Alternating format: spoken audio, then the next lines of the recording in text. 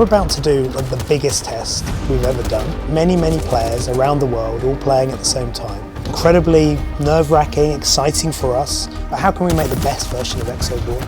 And these kind of tests that we're doing, this is how we find that way. Hi, I'm Brynley Gibson. I'm the executive producer for Shark Mob. Exoborne is a tactical open-world extraction shooter, and it's set in this apocalyptic world that's been turned upside down by a climate disaster.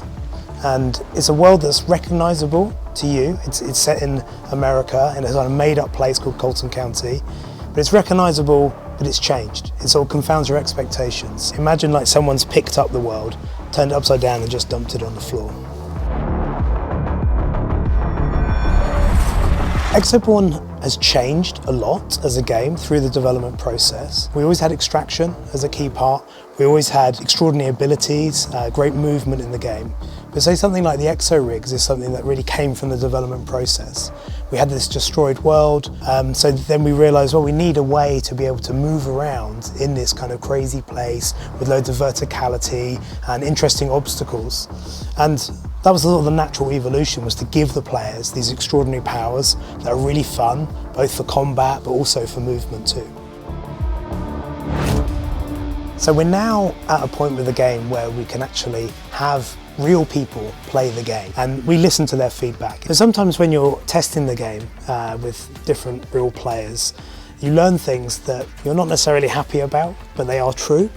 When you keep hearing the same piece of feedback again and again, there's probably something you need to look at with your game. And one of the things that we found that needed to alter was actually how we did looting and how we had inventory in the game. There was actually a fundamental change that we had to make. So it was a big decision for us as a development team to sort of take a moment, step back and think, what's the right route forward for this? You know, we're hearing there's something not quite right. Do we try and fix that or go another way?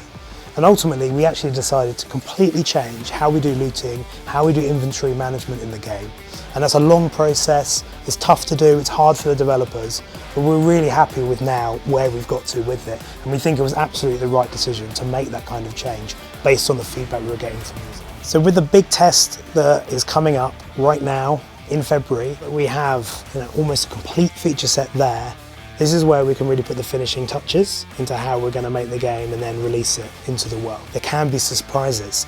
So we have a war room. We have this whole team of people who are absolutely focused on the game going live for a test. So we can immediately react, talk to people and fix any problems that we find. But we do actually have a mantra in the studio, which is we want to make a game that has PvP for everyone. It's still a hardcore game. It's still about high risk, high reward, absolutely.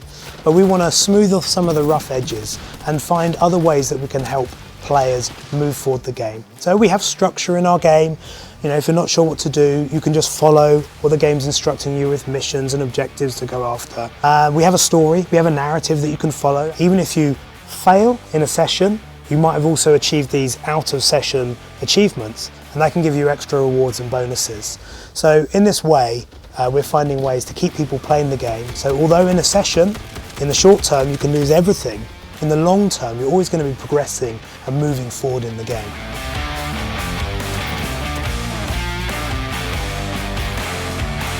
I've made many games over my career, and each game is different and it teaches you something new about development, about the team you're working with, maybe even about the genre that you're trying to work with and explore. With Exoborne, the big learning for me is how soon you can get people playing the game.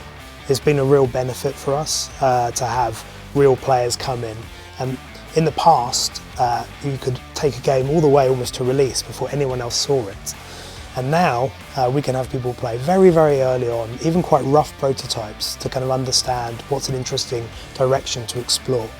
So like more testing earlier on is really great. I mean, this is the most tested game I've ever made, and it's really helped us in our development process.